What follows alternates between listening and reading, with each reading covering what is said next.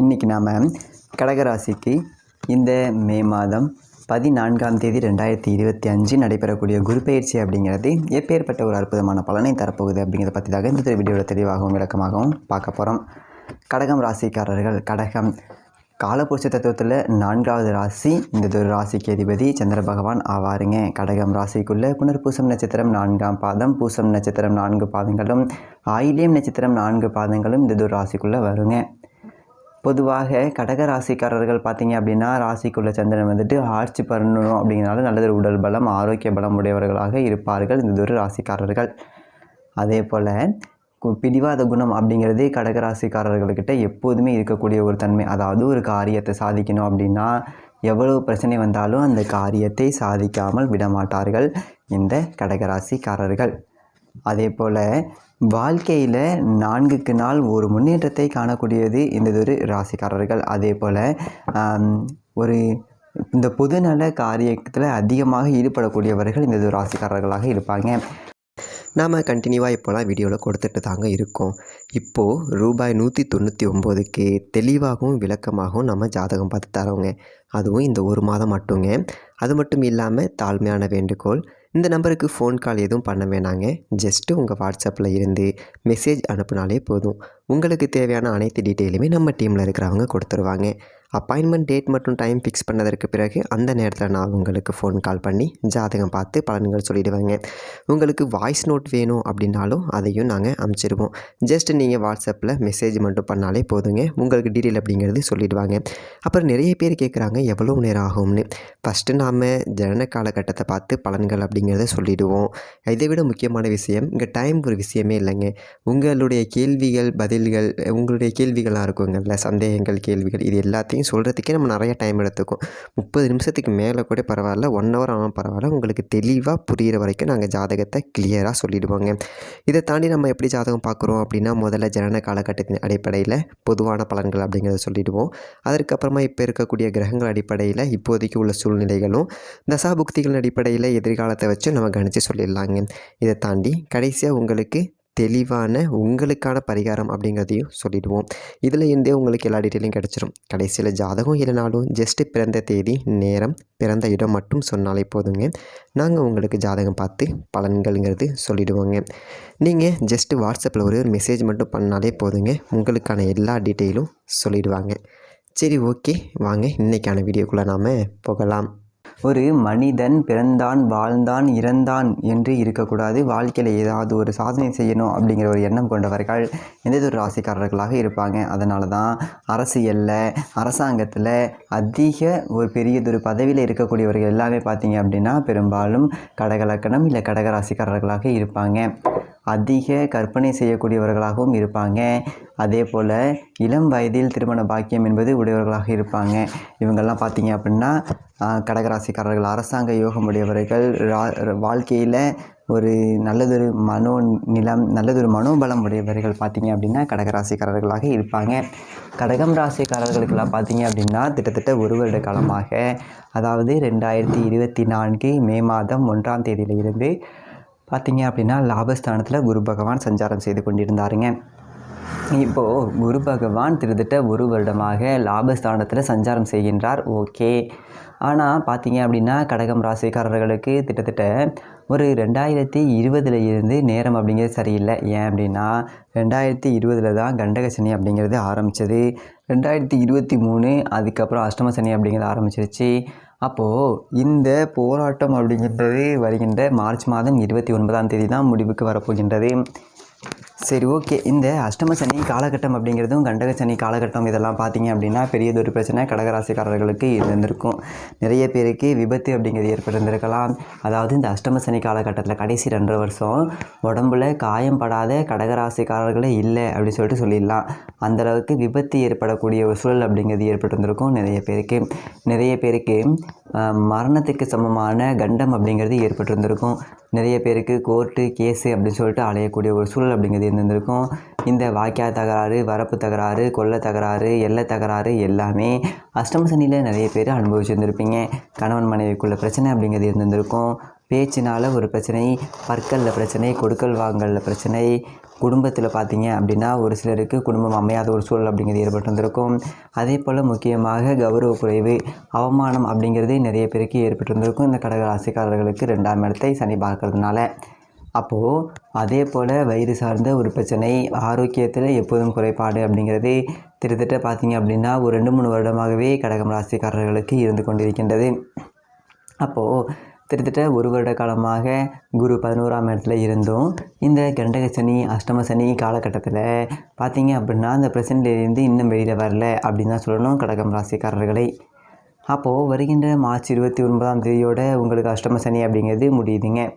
குரு பகவானும் பார்த்தீங்க அப்படின்னா உங்களுக்கு திருத்திர 11ஆம் இடத்துல இருந்து ஒரு சிலருக்கு திருமண ஏற்பாடு, நல்லதொரு குழந்தை பாக்கியம், ஒரு சிலருக்கு உத்தியோகத்தில் ஒரு சில மாற்றங்கள், அதே போல் ஒரு சிலர் பணவரவுகள், இது எல்லாமே கொஞ்சம் கொடுத்துருந்துருப்பார் லாபஸ்தானத்தில் குரு நின்றதுனால.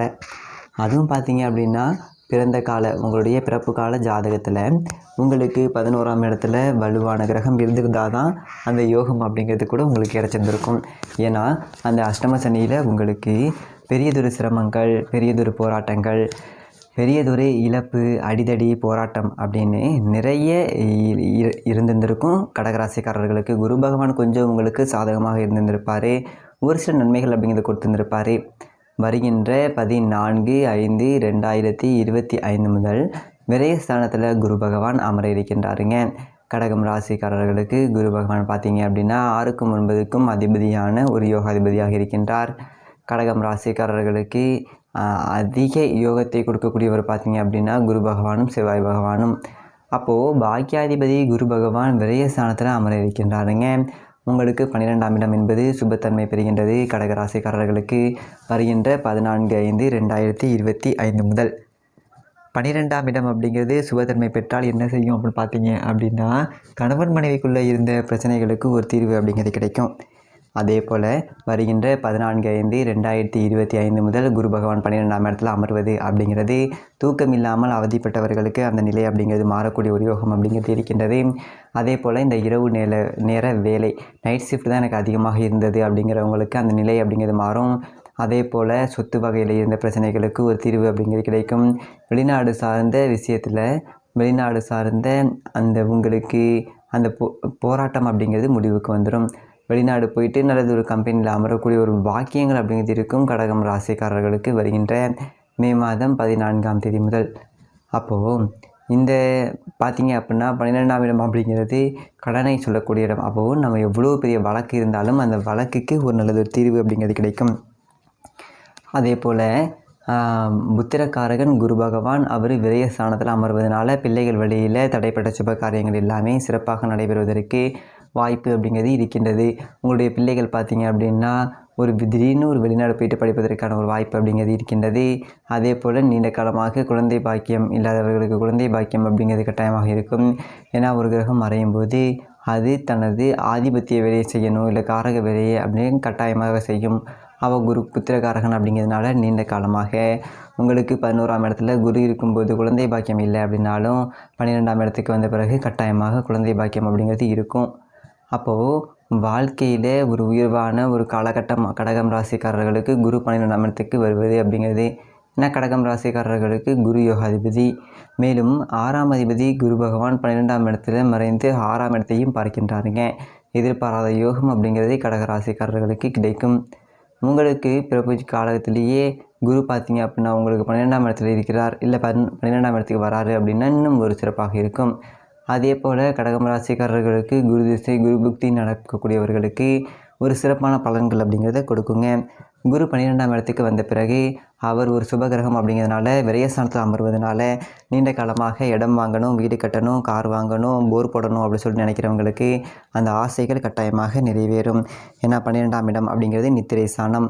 அப்போ நல்லதொரு கட்டிடத்தில் நீங்கள் உறங்கக்கூடிய ஒரு வாய்ப்பு அப்படிங்கிறத கொடுத்து விட்ருங்க. ஒரு சிலர் 12ஆம் இடத்துல குரு சஞ்சாரம் செய்யக்கூடிய ஒரு காலகட்டத்தில் புதுசாக வீடு கட்டி குடி போகக்கூடிய ஒரு வாய்ப்புகளை கட்டாயமாக கொடுக்குங்க. அப்போது இந்த குரு 12ஆம் இடத்துல அமர்வது அப்படிங்கிறது சுப செலவுகளையே கொடுக்கும் கடகம் ராசிக்காரர்களுக்கு. ஏன் அப்படின்னா அஷ்டம சனி அப்படிங்கிறது மாறுது. இப்போது ராகு வந்துட்டு 2ஆம் இடத்துக்கு வராரு, கேது வந்துட்டு 2ஆம் இடத்துக்கு வராரு. இருந்தாலும் பார்த்திங்க அப்படின்னா பெரியதொரு தொல்லைகளில் இருந்தே கடகம் ராசிக்காரர்கள் விடுபடுகின்றார்கள். கடகம் ராசிக்காரர்களுக்கு குரு பகவான் 12ஆம் இடத்துல அமர்வது அப்படிங்கிறது சிறப்பு. வாழ்க்கையில் ஒரு யோகம், வாழ்க்கையில் ஒரு அதிர்ஷ்டம், வாழ்க்கையில் ஒரு மாற்றம் அப்படிங்கிறத கொடுக்கும். அதே போல் குரு பகவான் 12ஆம் இடத்துல அமர்ந்து தனது 5ஆம் பார்வையால் பார்த்திங்க அப்படின்னா ராசிக்கு 4ஆம் இடத்தையும் பார்வையிடுவாருங்க.